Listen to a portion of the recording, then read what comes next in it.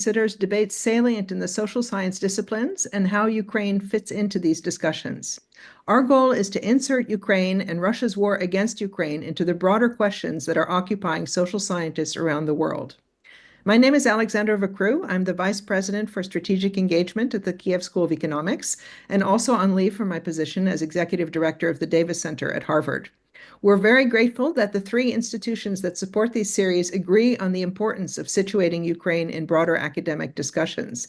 This series is a shared production of Harvard's Ukrainian Research Institute, the Davis Center, and the Kyiv School of Economics.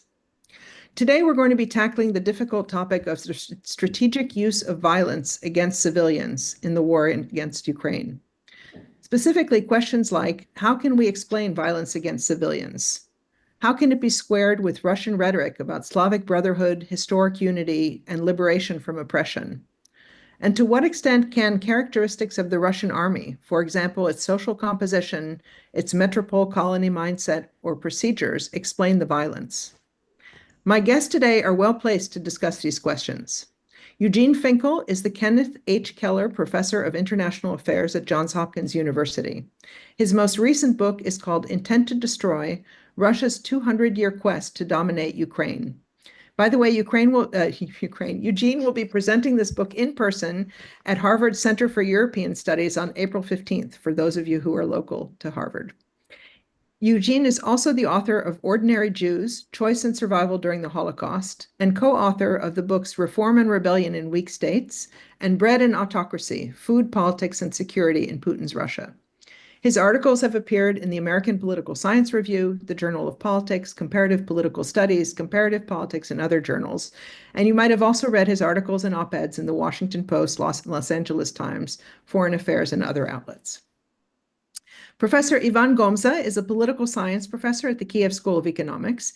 He's worked in a number of international academic institutions, including the University of Paris-Nanterre, Kyiv-Mohyla Academy, George Washington University, and the University of Toronto. He's the author of two books, the most recent which is called The Republic of Decadent Days: Ideology of French Integral Nationalism in the Third Republic. He's also written articles on Ukrainian nationalism, authoritarian politics, and social movements in Problems of Postcommunism, the Journal of Democracy, Nationality Papers, and others. Dr. Gomza's scholarly interests comprise warfare, democratization, authoritarian regimes, nationalism, contentious politics, and good governance. He teaches a course on the different trajectories of Russia and Ukraine's post-Soviet development, and his current research looks at asymmetrical bilateral conflicts and the Russian way of fighting war. We're going to start today with an overview by Eugene on how he understands Russia's strategic violence against civilians, and then turn to Ivan for a response of about 15 minutes. The last 20 to 30 minutes will be a conversation during which I can interject some questions from the Q&A section of the Zoom dashboard. So if you do have questions, please put them in the Q&A. Eugene, over to you. Thanks, Alexandra, and thanks you all for joining us for this discussion. Now, I want to preface everything I said that, the best we can do right now when it comes to understanding Russian violence against Ukrainian civilians is educated guesses, because the data is still incomplete and the war itself is, of course, ongoing. But I think we already know enough to make some pretty good inferences about what exactly is going on. And the way I understand Russian violence against civilians, it essentially comes in two types. One is a violence from a distance. So think about the obliteration of Mariupol, for instance, and many other smaller towns in the Donbass that got completely destroyed with indiscriminate Russian violence, drone attacks, missiles that target civilians. This is an impersonal violence that Russia uses, and we can talk about the reasons why Russians fight the way they do, but there is very little unique about this kind of violence. If you look at what the Russian army did to Grozny and some other places in Chechnya, or what it did to Aleppo, you will see clear parallels between Aleppo and Mariupol. A more interesting type of violence, in my view, at least as a scholar of political violence and genocide, is the more personal, what I call close distance violence. So think about places like Bucha or Izum or quite a few other places behind the front lines. And we actually don't, besides places that got liberated by the Ukrainian army, we have a pretty limited understanding of what kind of violence is going on there. But we know that there is quite a lot, and places like Bucha, Izumir, they are modern enough to make us understand this. Quite a lot of violence of the second personal close distance type is going on. And the violence to me was a bit of a puzzle, especially when the war started. So the early stages of the war, so February, March, April 2022, because it made little sense if you look at the Russian rhetoric at the beginning of the war, that, it's essentially, from the Russian perspective, a war of liberation, that Russian military is going to liberate the Russian speakers in Ukraine who are being repressed and oppressed and suffer from the depredation by the neo-Nazi government in Kyiv. When Putin declared the special military operation he talked about. So his quote was, they're going to liberate, especially people in the Donbass, from bullying and genocide, in the same sentence. So how from that war of liberation you get to places like, you get to Bucha and the other types of violence that we see, some of them extralethal violence. So if you follow the war, that you know that there is quite a lot of violence against POW, including extralethal violence. So violence against dead bodies, putting heads on sticks, orchestrating live POWs with box cutters. That doesn't really fit this rhetoric. And my understanding of this personal violence is that it consists of two processes, two types of violence. One is deliberate, top-down, strategic, pre-planned violence, where the goal is explicitly destruction of Ukraine as a political and national community. So we know that when Russian troops went into Ukraine, they were followed by FSB or military police or Guardia units that had for each community specific kill lists with people who should be, if not physically killed, but targeted, repressed. And those consisted of local officials, local leaders, activists, intelligentsia. And here, this was explicitly driven by the belief that Ukraine is a fake country, and Ukrainians are essentially Russians who were brainwashed. And Ukraine itself is, to quote Putin and the Russian rhetoric, is anti-Russia, quote unquote, a deliberate plot to harm Russians and to separate them, to create internal cleavages. Now, this idea is not new. In fact, you can quite easily trace it to the late 19th and early 20th century. It was a staple of Russian nationalist thinking, and what changed is what kind of nefarious actors doing this anti-Russian work. So if in the 19th and 20th century, these were the Germans or the Austrians, now it's the US or UK or Anglo-Saxons. The Kremlin has a special obsession with Anglo-Saxons. But the idea is essentially that Ukrainians are Russians that were led astray, and to bring them back to the fold, you need to destroy those nefarious actors who are leading them astray and teaching them that those people who are essentially Russians are something else. And if it doesn't work through peaceful means, then it should be done by force. So all those agents of turning Russians into Ukrainians should be punished.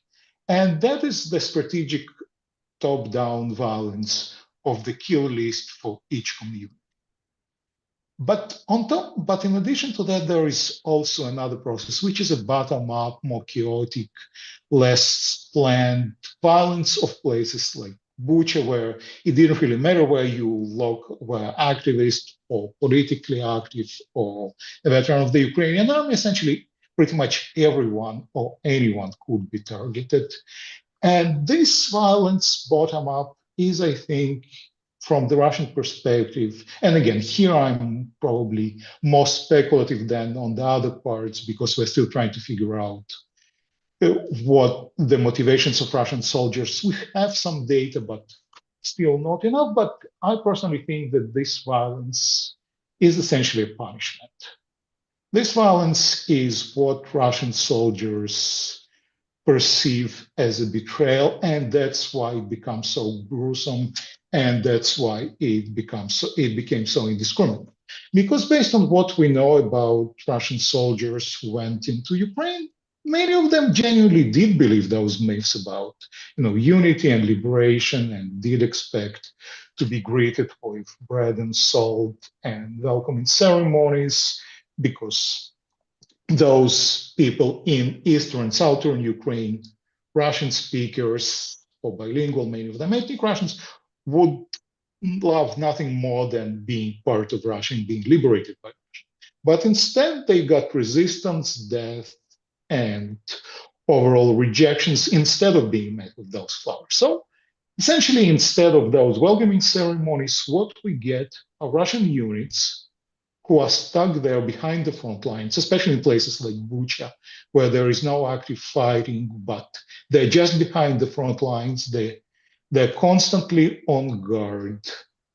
They're fearing Ukrainian spies or Ukrainian saboteurs or snipers or Ukrainian intelligence special forces. Everywhere they suspect that the locals collaborate and provide information to the Ukrainian army. Truth to be told, many of them did provide information to the Ukrainian army, but worst of all, those people who should be like them.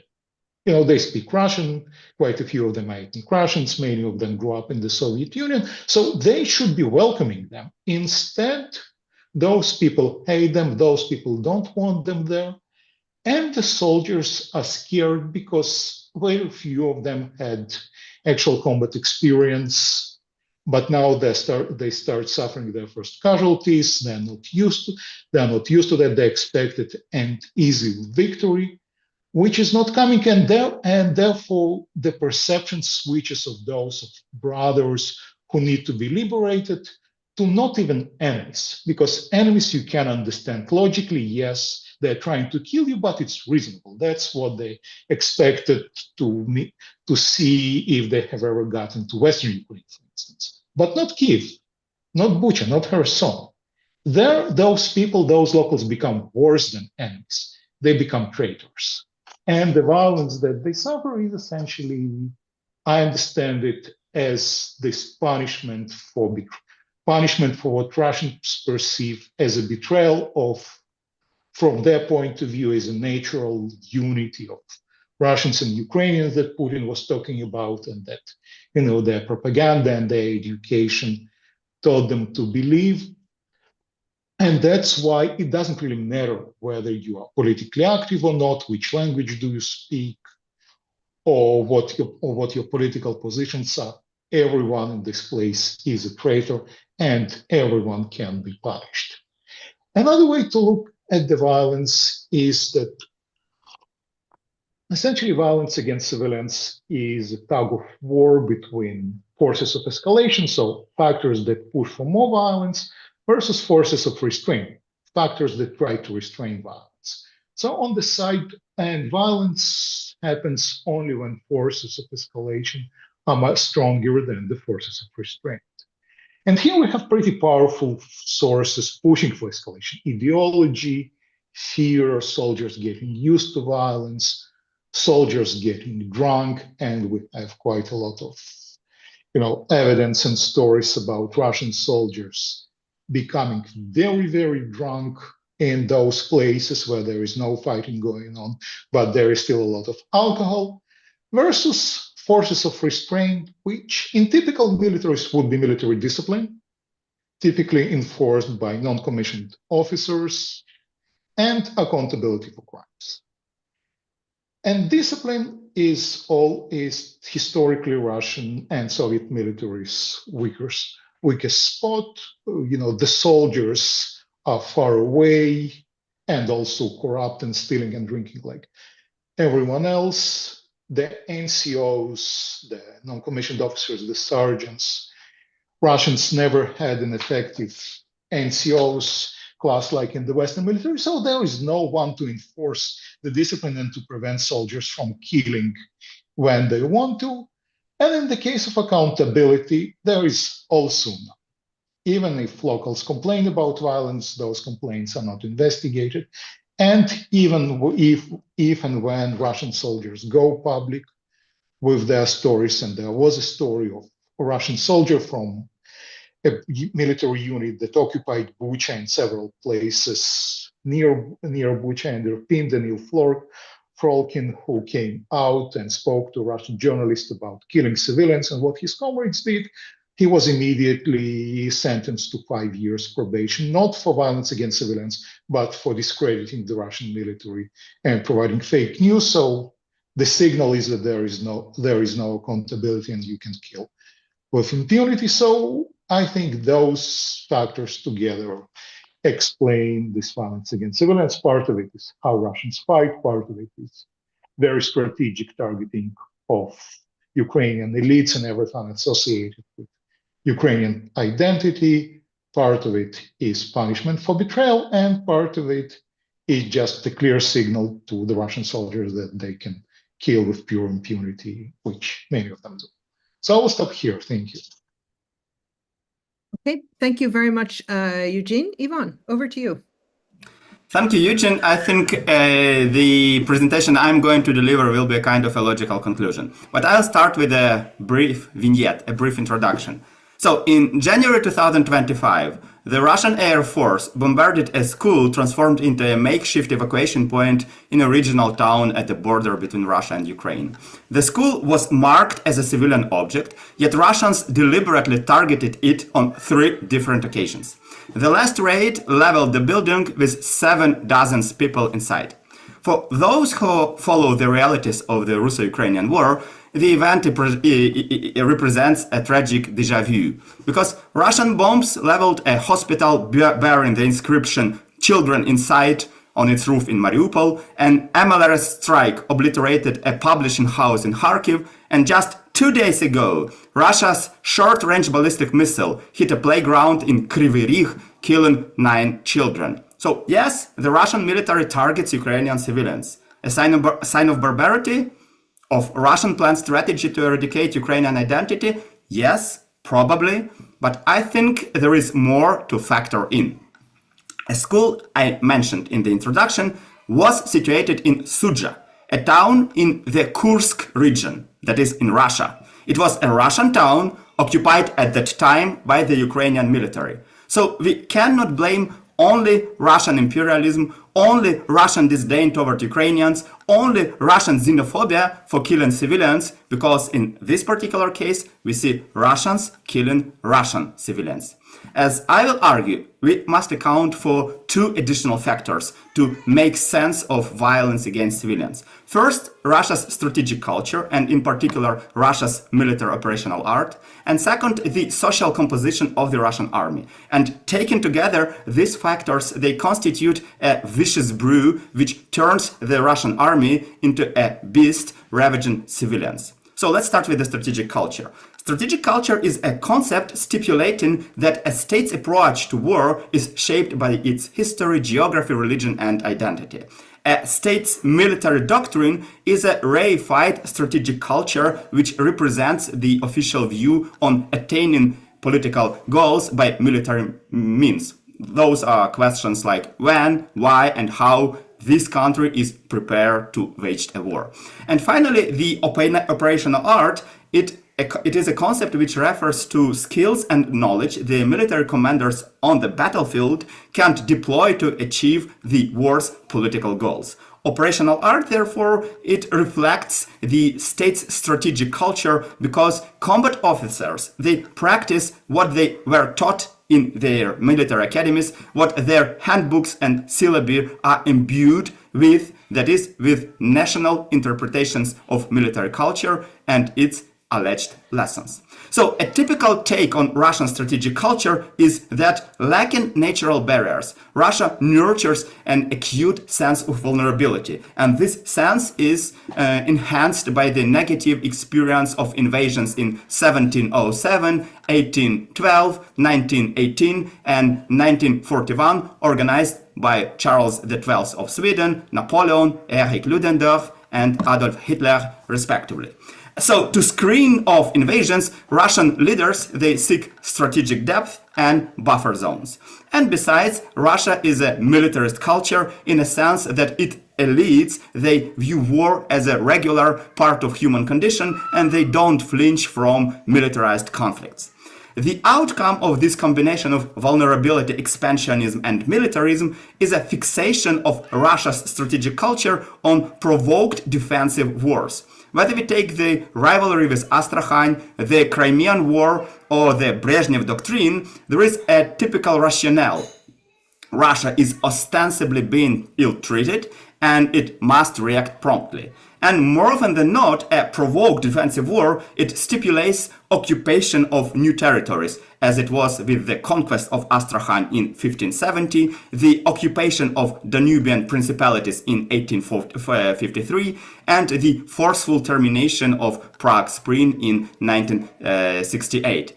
Even genuine defensive wars, they culminated with Russian troops in Paris in 1815 and Berlin in 1945. So that is about strategic culture. Now, Russia's military doctrine, it reflects the cultural strategic disposition being fixated on a goal to quickly transfer belligerencies onto the adversary's territory. And in order to ensure this move, Russia's military maximizes offensive capacities like assault troop, tanks, gunships, and strategic aviation. The Russian army is offense-oriented by default. For instance, even when the Soviet Union political leadership established a defensive military doctrine in 1987, the military technical aspect of the Soviet army, it remained offensive. For similar reasons, today, right now, we are witnessing successful attacks of Ukrainian UAVs against oil refineries and military industrial facilities in Russia because Russia's military deprioritized investment in SAM systems, which left Russia exposed. So this preference for the offensive is all over Russia's operational art as well. Because historically, we see that Soviets, they introduced the theory of so-called deep operations. It was a set of measures focused on disorganizing the enemy throughout the depths of the battlefield and reaching its rear. In the new millennium, Major General Vladimir Slipchenko, he coined a vision of the so-called sixth generation of war. His rationale is that because of new armaments, and now I'm quoting Slipchenko, fundamental concepts such as front and rear and forward line, they are changing. They are now replaced by just two phrases, target and non-target for a high-precision remote strike. End of the quote. Reflecting the logic of this sixth-generation warfare, Russia's military planning revolves around the notion of SOD-SIT. SOD-SIT is an acronym for Strategic Operation for the Destruction of Critical Targets. SOD-SIT is designed to inflict material and psychological damage aimed at critically important targets, like, and I quote another document, the governance, armed forces, key object of economics, infrastructure, and quality of life, including power plants, civilian air power, bridges, and ports. End of the quote. So SOD-SIT is a deep operation on steroids.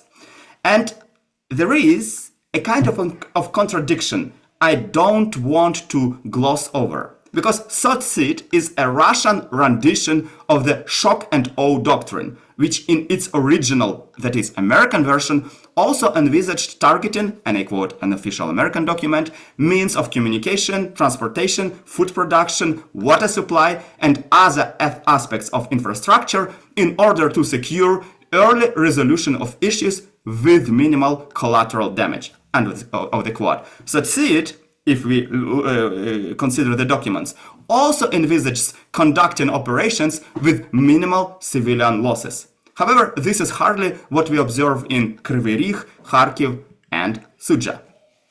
I will venture into explaining why.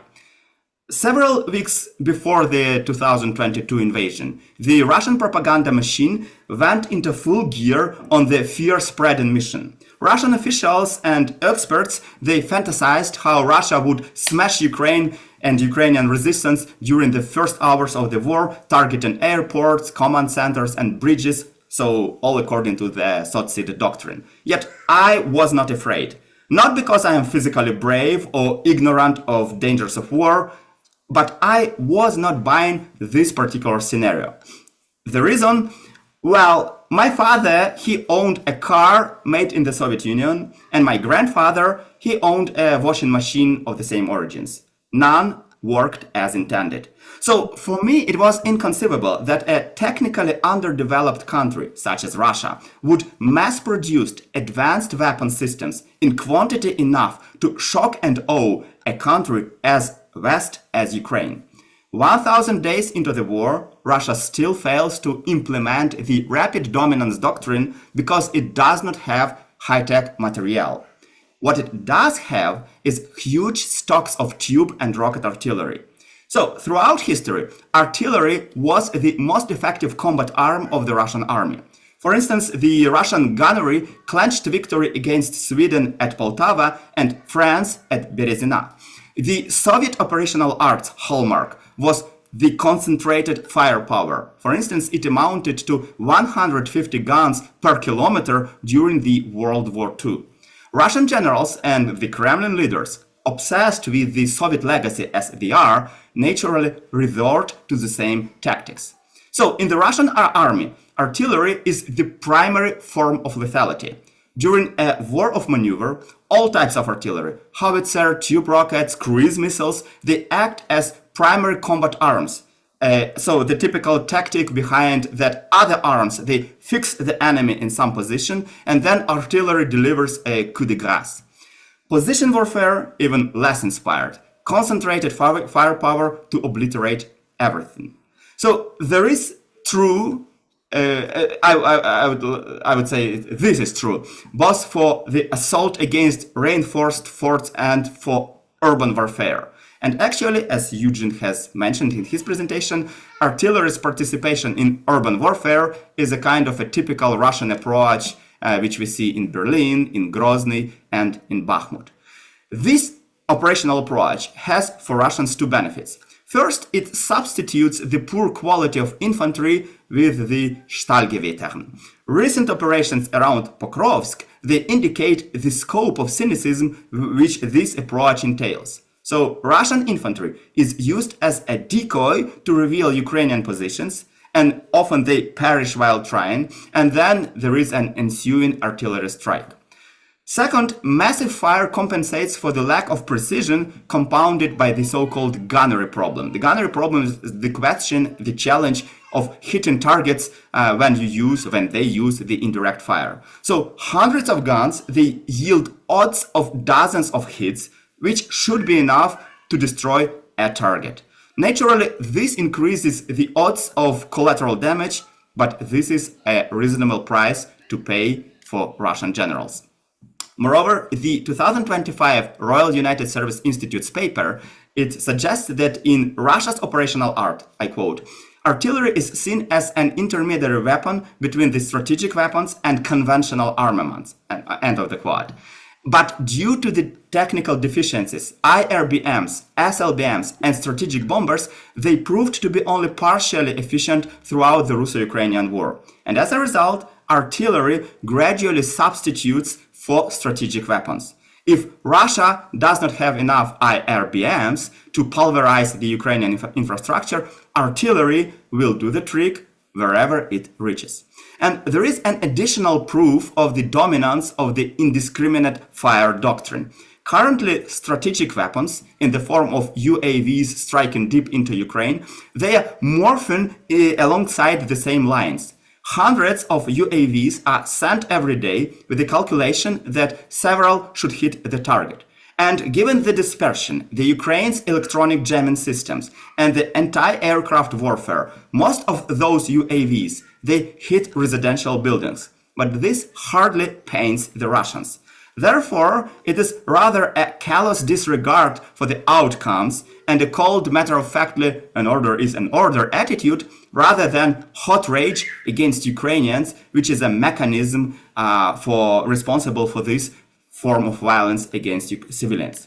And second component, which I think it is really important to account for, is the social composition of the Russian army. A truism in military sociology stipulates that any army represents a sample of the society that fielded it. Yet this is only partially true, because historically armies worldwide, they were composed of people maladapted to live in their communities. Very often those were the people pushed out from these communities. In Tsarist Russia, for instance, it was the peasant commune who chose troublesome youth to be sent away to the military.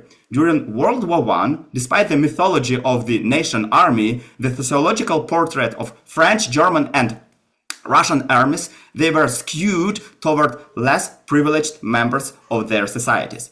Therefore, it is hardly surprising that Russia's army today displays the same trend.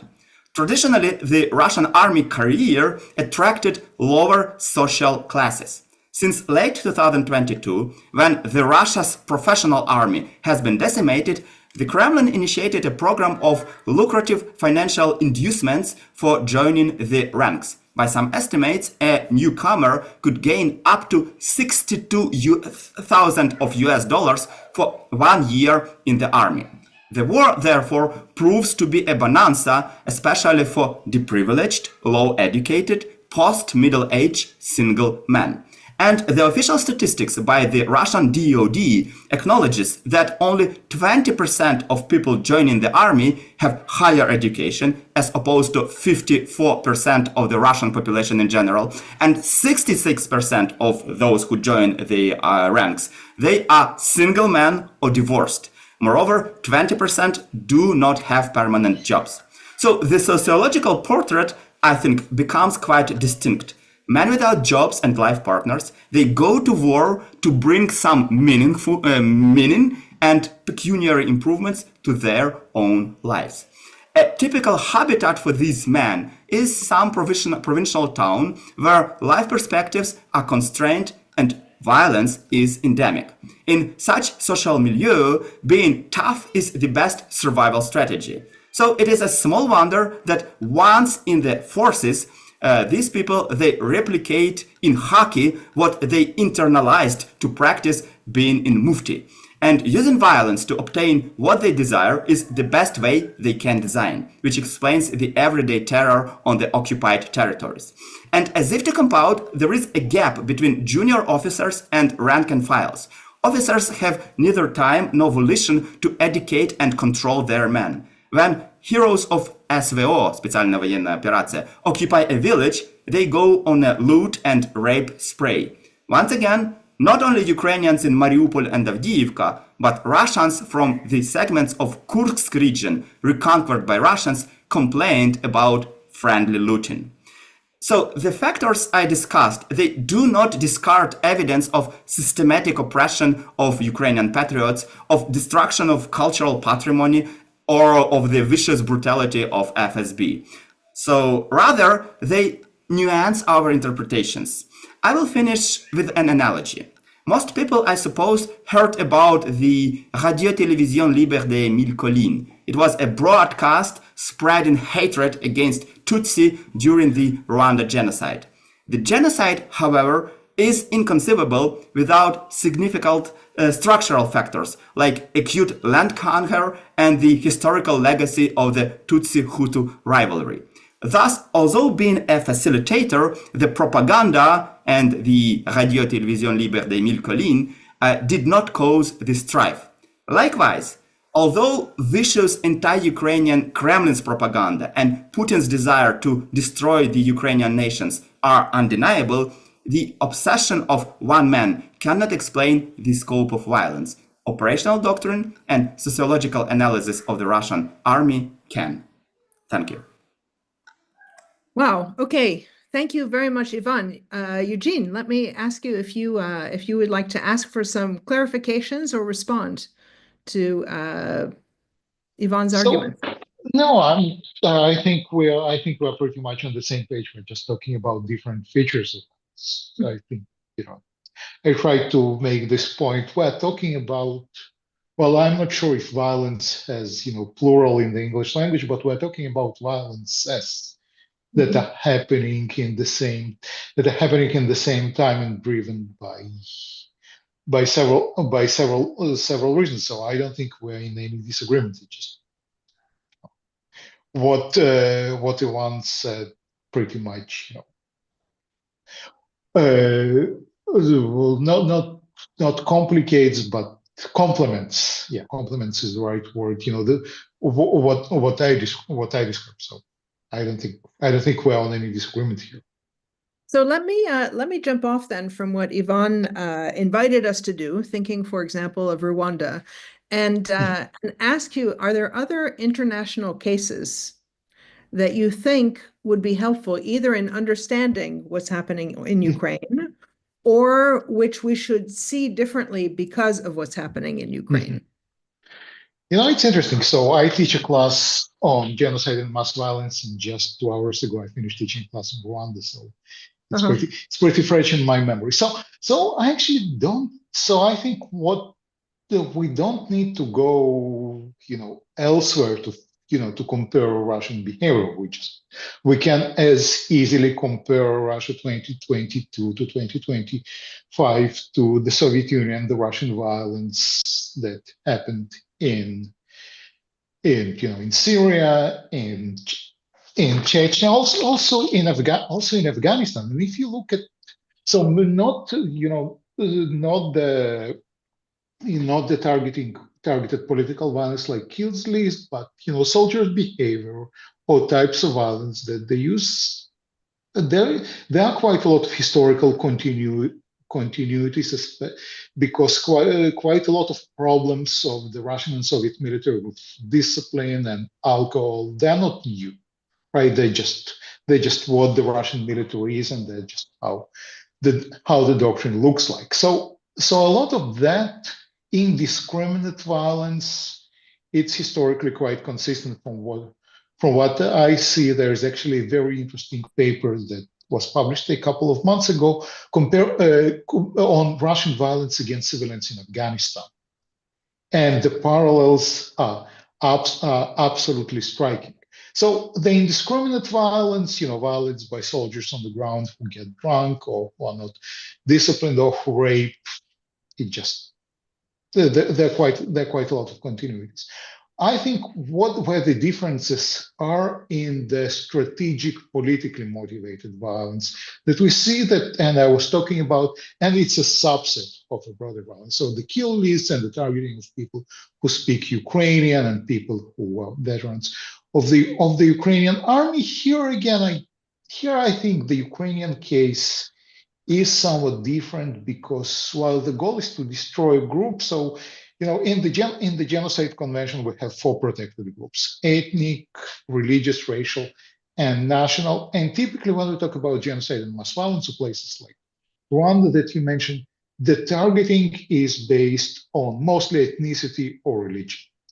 I think here what makes Ukrainian case very different is that the targeting has nothing to do with ethnicity as such, or religion, and definitely not race. It's a national level targeting, an attempt to destroy not an ethnic group, but a national group. In other words, Ukrainians as a political community rather than an ethnic community. And here Russian violence does fit into broader dynamics of genocidal violence. So again, we're talking about violences. Some of them are pretty typical to how Russia fights. Some of them are unique and would be better compared to, again, places like Rwanda or Ottoman Empire or the Balkan Wars, which I think an even more fruitful comparison. Ivan, what do you think? Well, although I brought the idea to consider Rwanda into the fray, I would say that maybe a more fruitful approach Although, once again, I concur with most of what Eugene is talking, and just to build those bridges, it was Eugene who first introduced during his talk the idea of this long distance violence and close distance violence, which exactly is about the operational art and the social composition of the Russian army. So, although I concur with most of what Eugene is talking about and talked about, I think maybe a more fruitful way to consider what the Russians are doing is also to bring two additional perspectives into the fray. So first of all, we should add this colonial approach. I mean, historically, whether we have a situation when the army from a metropole deals with the colonial uprising or other operation, those armies, they are much more brutalized and they tend to apply much more violence against their targets. Let me give you one example, and maybe if we need, we'll look for others. So the Spanish Africanista, it was the army situated in the North Africa. It imbued the culture of targeting civilians, of raping, of killing, of suppressing whatever uprising there was. And then when they transferred and moved to Spain and participated in the Spanish Civil War, the Africanista army was the most brutal one. So the idea is that, you know, when there is a kind of esprit du coeur, but not in the positive sense of view, but about this particular unit culture, which cultures soldiers and officers that violence against civilians is okay. You get it, you culture to this particular approach more when you fight in a colony against whom you perceived as lesser people. And I would say that this is also a kind of a component in this Russian attitudes toward Ukrainians, because once again, for Russians, Ukraine is a kind of a runaway colony, and we Ukrainians should be taught a lesson, and that is the reason why they behave so violently. So this is one thing I think we should also account for. And the second is that actually another important point is very often when soldiers are left without, let's put it, the supervision by officers. And on the other hand, when they consider the population hostile, they tend to overreact. Think about what Germans were doing in Belgium and even during the World War I, and earlier what they were doing in France during the Franco-Prussian War. So the German-Prussian soldiers were well trained, but they saw francs-tireurs in every corner, and they tend to, apply brutality against the civilians. So this is typical not only to German, to Russian. It is typical for any army, because men with arms, they are under stress, and it contributes for them going berserk against civilians. And this is also a part which might explain Russian behavior, I think. So we have a question here about other factors that could explain Russian behavior. One is the idea that a lot of the people in the army have been taken from prisons, first by Prigozhin and then by the Ministry of Defense, or that they're brutalized with Dedovshchina, the hazing that happens in the army when they're first indoctrinated, as it were, or that there are Chechens that are particularly brutal in the army. Do you think any of these factors, let me start with Ivan and then ask Eugene if he wants to comment on that. Do you think any of those factors provide a little bit more traction or additional traction in explaining the tendency towards violence? Well, first of all, I do believe that we need more systemic research on that. I mean, we actually need to compile cases when, for instance, Chechen perpetrators were involved in violence, and then see whether run a t-test and see whether there is a systemic difference in being a Chechen, not being a Chechen. Because, for instance, just today, reading a news feed about the situation in Ukraine, and I'm in Ukraine, I read about a trial against a soldier who, not an ethnic Chechen, but he joined the Akhmat Union. Akhmat is a Chechen-run union in the Russian army, and he perpetrated numerous rapes in Mykolaiv region. So is it a Chechen case or not a Chechen case? Is it about the unit culture or about, for instance, his personal dispositions? So we need more data here. And but I would discard the idea about the criminals, because as far as I can see, as far as the data tells us, it's not only criminals who commit those violence. People with no criminal record, but who go through, the machinery of Russian army, and who, once again, I want to bring it back to what I was the case I was building, who represent the deprivileged milieus, those, murky zones where violence is okay, where it is a kind of an endemic way to deal with any problems. So we know that it exists in Russian society. So people who hail from those milieus, they just behave the same way, having a weapon on their hands. So it's not about criminals. It's about day-to-day violence, which Russians, sadly, are accustomed to. Eugene? Yeah, I'm fully on board with Ivan. It's Your people are agreeing too much.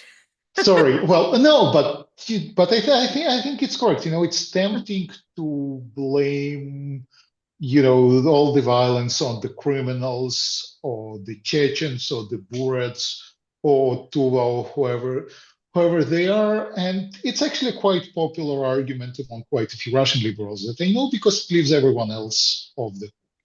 It's not the good normal Russian people. It's not a Russian problem. It's a Chechen problem or a Burat problem.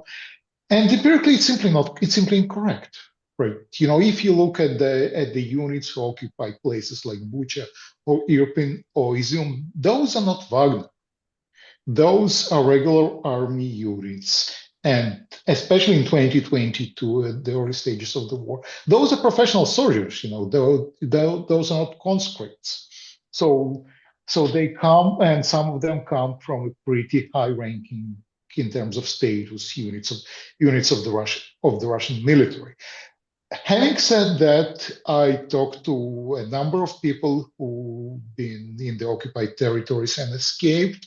And from their perspective, Kadyrovtsis of the Chechens are the worst, but there are not that many of them. Most of the violence against civilians is perpetrated not by the Wagner and not by people taken from jail, but from the regular Russian soldiers, from the regular army unit. It's not a problem of Chechen, and it's not a problem of criminality. In fact, if there are one thing that we know quite extensively from research about perpetrators of mass violence, most of them are not criminals, and most of them do not have, psychological predisposition for violence. Those are normal people, regular people who become perpetrators as a result of political factors or as a result of social factors. But there is nothing inherently wrong, unique about them. Most other people in those conditions, in other words, for instance, being brought up in those situations, or being trained, or being through the Russian military machine, might have behaved the same. It's easy to blame everything on Wagner or the Chechens, but I think it's more a human problem, or a problem of how Russians train their soldiers, and the problem of violence in the Russian society more generally, rather than this or that ethnic group, or this or that social group. Although what Ivan is saying, and correct me if I'm wrong, Ivan, is that it does have to do with the fact that many of the soldiers that have come into the war, once kind of the professional ranks were diminished, do come from poorer areas, right? this milieu that he talks about. And so they're not, in a sense, typical of everyone in Russia, if anybody could be, but they're coming from more disadvantaged segments of society. Yeah, that was the argument I was building. Once again, it is not applicable to Izium and Bucha, because those were cities occupied by the regular army.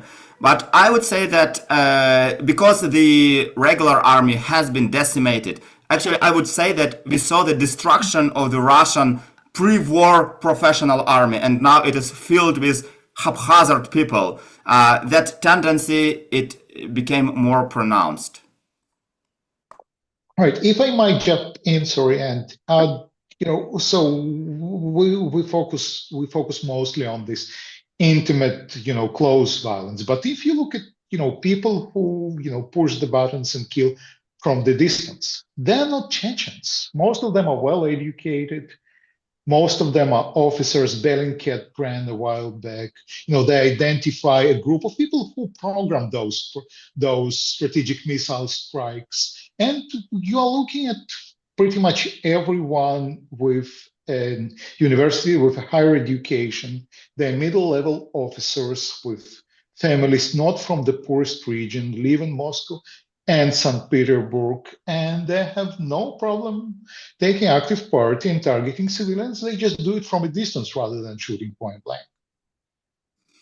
Actually, adding to what Eugene is talking about, yes, people who are recruited in strategic forces, they are professional military.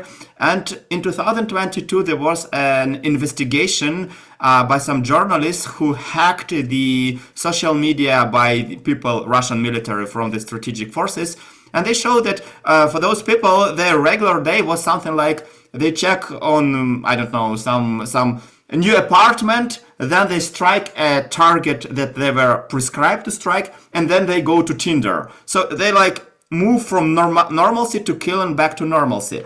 However, I would say that we also should think that people who use tube artillery and who are in the field, not sitting somewhere in Moscow and just push buttons, okay, not Moscow, but Astrakhan, those are different people. So as any army, it is a composition of different layers of society, and those deprivileged people who are in the field, who, members of the assault troops, they're different from those in the strategic air forces.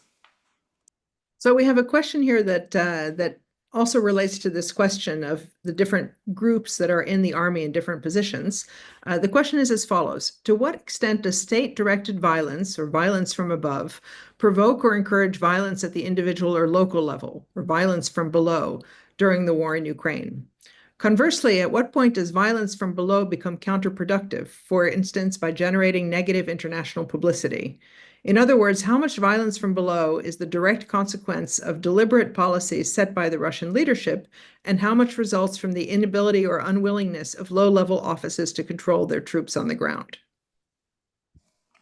Well, let's start with the situation of negative backslash, because actually I would argue it doesn't change the situation at all. I mean, it historically, because we know about Russian atrocities, for instance, during the Russian investment in Balkans, during the some instances of the Balkan warfare, for instance, during the liberation of Bulgaria.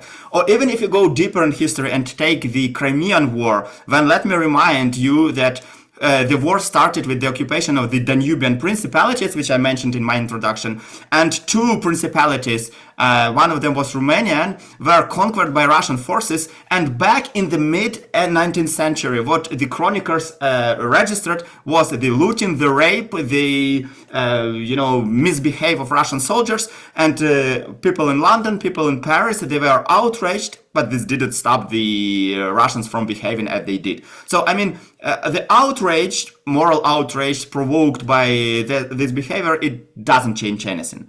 At least this is my take on the situation. And now, going back to this intricate dance between top down and bottom up situation, I would say that the principal component here, as far as I can see it, is that given the permission by the political leadership to actually misbehave, and given the tolerance manifest to this bad behavior by high officers and junior officers, those are critical enablers, because when you have a yes policy, people have lesser inhibitors not to do it, and they let loose all their inner demons.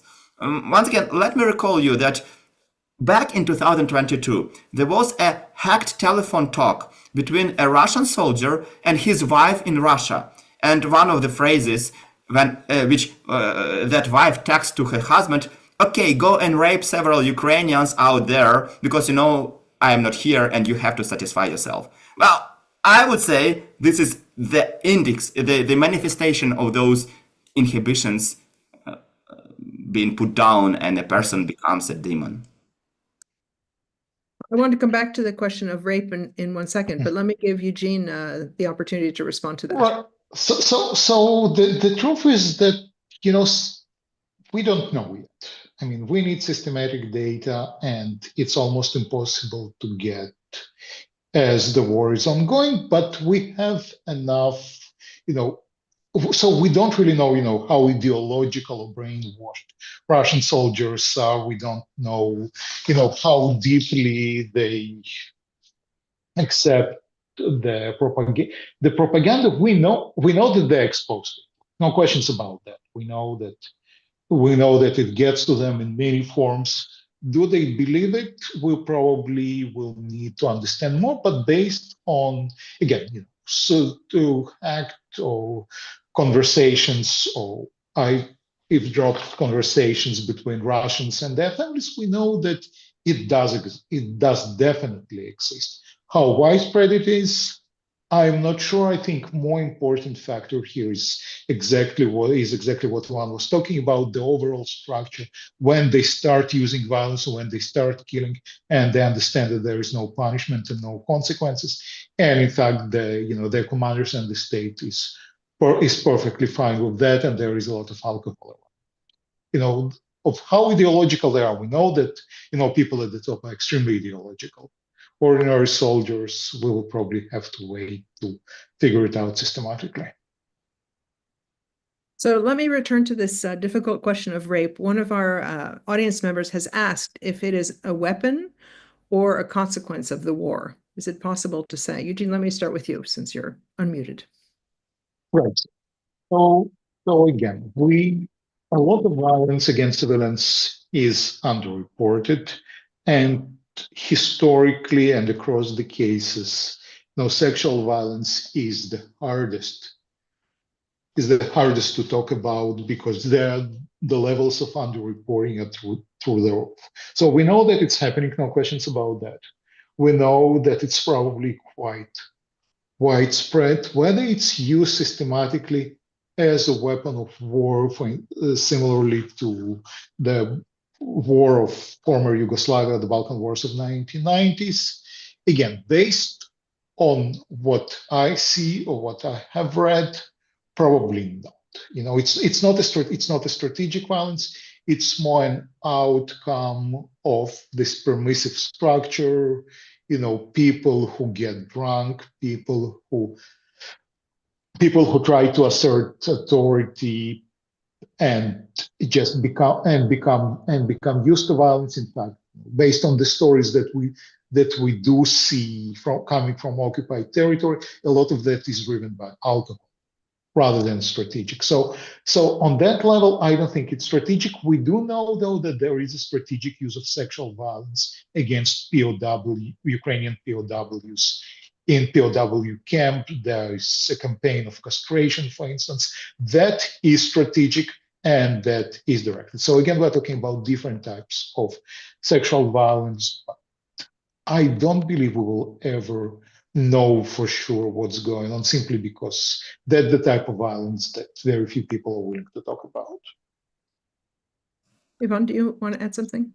Well, I think I concur with Eugene once again, because there is no typical pattern, because Eugene provided us with one example when there was a systemic application of rape to actually force a population from a territory. It was during the Balkan Wars. Another instances is when there was a Bangladeshi war for liberation, and once again Pakistani soldiers who entered the Bangladesh, they applied the rape as a way to punish and push Bangladeshi from their habitat. So we don't see it here in Ukraine. I would say we don't see it yet. Although on the other hand, historically Russian soldiers, they are prone to sexual misconduct on whatever territories they occupied. And in addition to what Eugene also told us, yes, what we see is that people who are captured either as POWs or maybe as suspected, informers from civilians taken into FSB custody. We see the situation that they are being molested, abducted. Very often you can think about men being raped sometimes by other men or by some objects. But once again, it is typical for Russian jail system. I mean, very often it happens even to criminals, and it is a way for the system, for the law enforcement system, to ensure and make manifest its authority over an individual. So I would argue that here we see the reflection of the general societal culture, not a using of violence, of rape as a tool of war making. Can I ask also, it sounds like one of the differences is in the examples you give that sexual violence is used to push people out of their territory, right, to displace them, whereas what the Russians are trying to do in Ukraine is less push people out of the territory than capture the territory and perhaps as a bonus have the people there as well. Yeah, I would say actually that is their strategic goal, because they need both the territory as, the avenue, because Ukraine historically is an avenue which links Russia to the Western Europe. You cannot, fight with Western Europe. You cannot project power into Western Europe without occupying Ukraine. But on the other hand, Ukrainians as a population, it is a resource to project that power. So yeah, for Russians, it's not a question of pushing Ukrainians somewhere. It is, as a mean to bondage them, to bondage us, and use both the territory and the people for their further purposes. So that ties into another question. Eugene, let me turn to you about the kidnapping of Ukrainian children to Russia. Do you see that as being also a form of violence against civilians, or is that a separate case because it involves bringing those children directly into Russia, where presumably the young ones are not ever told that they were Ukrainian to begin with? Oh, absolutely. Yeah, it's absolutely strategic and it's absolutely deliberate. And it ties to, the broader goal of destroying Ukrainian identity and Ukrainians as a group. Now, there is a lot of discussion about, the war being genocide and whether it's genocide or not. In fact, since we really don't know everything or don't know that much about the violence against civilians on the ground, we can speculate. But this transfer of civilians, it's part of the Genocide Convention. It's one of the acts considered acts of genocide. And if it's done with the intent to destroy a group as such, then it's an evidence of genocide. Again, that's one of the things in which Ukrainian case might be not unique, but different. But for now, the transfer of children and deliberate Russification of those children, and it's a large-scale campaign from above. That's the best evidence or the best argument that we now have for the Russian violence being genocidal. But it's definitely part of the broader pattern. Ivan, do you want to add something there? Another additional, index that we have a kind of a strategic genocidal behavior by the Russian regime is the destruction of books and cultural patrimony by Ukrainians. Here they coincide because, killing the culture and killing and abducting the children is the most effective way to suppress any group's identity. So this ties in well with another question, which is, given the overall situation thus far, what do you think is the possibility that the people perpetrating violence against civilians will ever be charged or held accountable for these acts? Absolutely no chance for that. I mean, take the World War I as a case. Given the well-documented instances of German violence against civilians, and by the way, there was a forced transfer of Belgian civilians as labor force to Germany. So it was known who did it, and there was a number of trials against those people. Actually, because those trials they took place in Weimar, Germany, people were acquitted. So I mean, if there is such a trial, I don't think something else than an international court would bring justice to people who suffered. And we see the way the international courts and justice is being torpedoed right now all over the world. Eugene? Yeah, I wish I could have been more optimistic about that than Ivan. Unfortunately, I'm not. I mean, look, so yes, Putin has and Maria Lvova-Belova have been indicted by the International Criminal Court precisely for the transfer of children. Whether we're going to ever see Putin in The Hague, I think the chances are close to zero, if not zero, and even, and even not Putin, but people below Putin, people like Maria Lvova-Belova, people pretty high up in the food chain. I think the chances for accountability here are close to zero. As for the lower level perpetrators, I actually have more hope. I would love for it to happen, in Russian courts, in a different democratic Russia that takes responsibility for what happens. I'm not as unique, but we do see some cases happening in Ukrainian courts, which Ivan mentioned earlier. Again, it's a drop in the bucket, of course, but do we have some accountability for some people? On the margins, it is happening. Maybe it will happen more, but overall, no, unfortunately not. So there was a question about this a little bit earlier also, which is given that there's no international proceeding, right, on Russian war crimes, are there any other legal and political mechanisms that could be effective apart from the marginal ones that that you've just referred to, Eugene? Okay. So extra legal, we're seeing some of that when, some Russian officials and generals in charge of targeting civilians suddenly being blown up and assassinated. And again, we still don't really know who exactly is doing it, but we can make some pretty educated guesses, and the Ukrainians would not be the ones. From what I understand, the book about Israeli targeted assassination is, the most favorite book by General Budanov, who is the head of KUR. But again, it's, we're talking about several high-profile cases which, can catch some attention beyond that. Yeah, and again, they're extra legal, right? Speaking about legal mechanisms, no. Unfortunately, those will be crimes, or likely will be crimes without punishment for most of them. Ivan, you're nodding. Because once again, I concur with Eugene. I mean, if you take even the celebre cases of Eichmann and other situations where top Nazi leaders were tried, actually the number of mid-level, low-level Nazi officials, they either went free or even continue their functions under the new Deutsche Demokratische Republik. So yeah, I'm not sure about people below the radar and down to the food chain.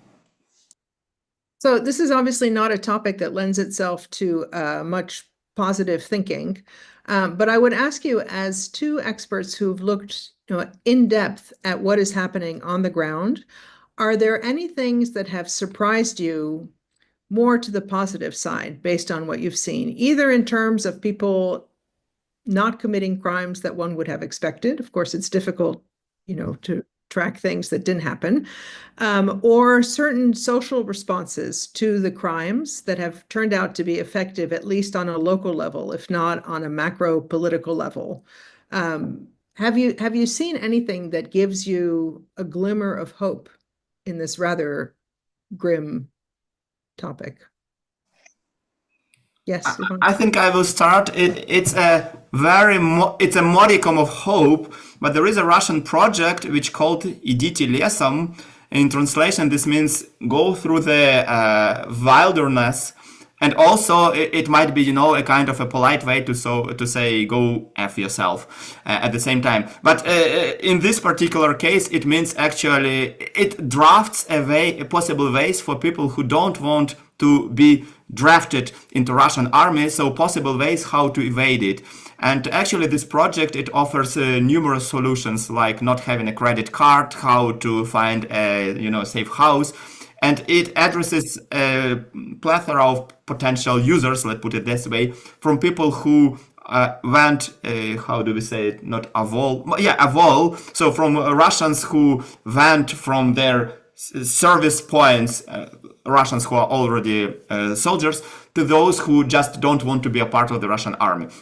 So this is, which gives me a kind of hope, because it shows that there are first activists who want to provide this kind of public good, and on the other hand, since we have providers, there are also the users. Eugene? Yeah, so there is not much hopeful stuff in my line of work, but if silver lining, and again, they're absolutely marginal. So we're talking about very small cases. So similar to what Ivan was saying. So for instance, Russian investigative journalists who go and write about those things, try to uncover those things, and quite a few of them pay pretty serious personal price for doing that. That is for me a glimmer. Several of them actually doing that from within Russia itself. Mm-hmm.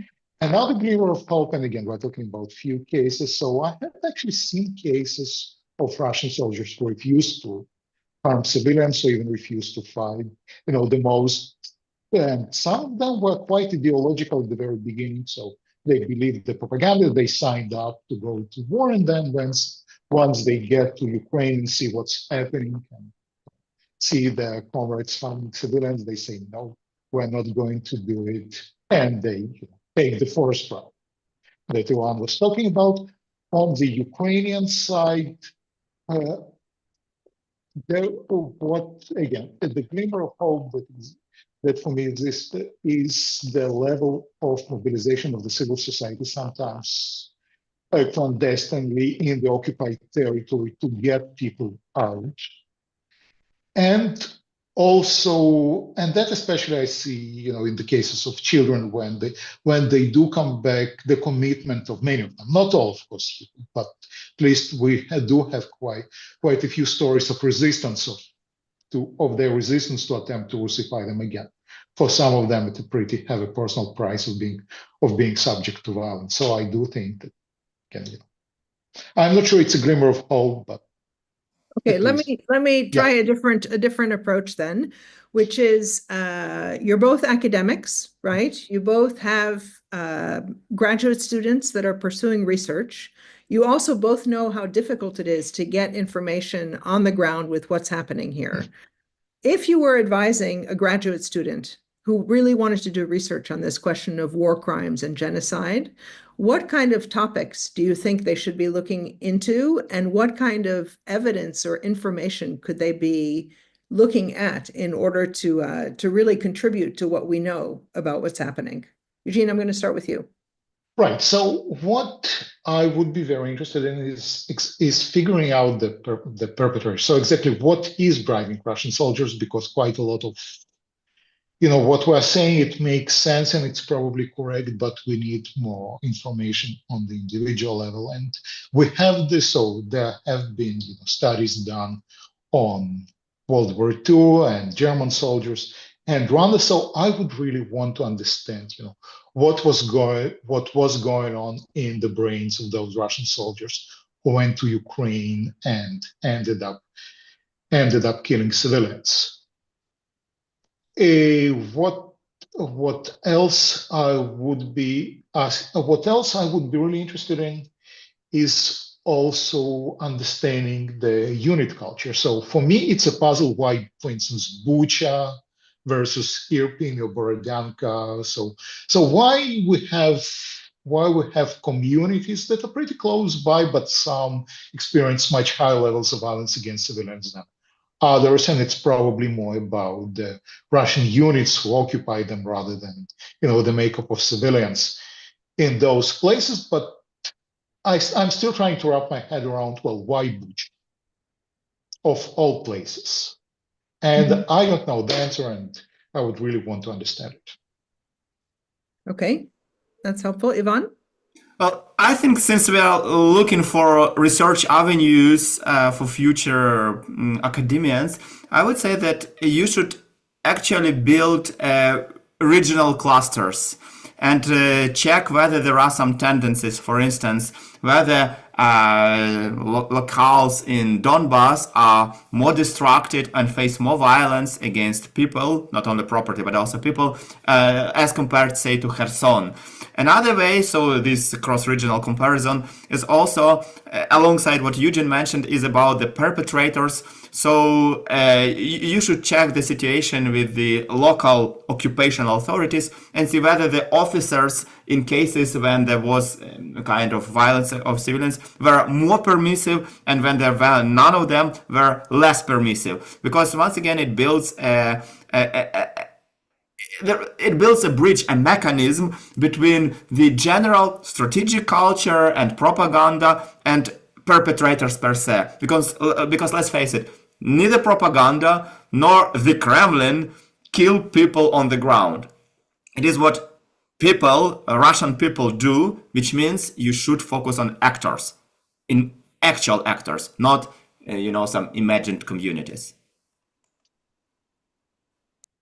All right. Well, I think we have come to the end of our questions. I am so grateful to both of you for throwing yourself into this difficult topic and for continuing the research that you're doing. It's extremely important, in part because it's so difficult to know what's going on.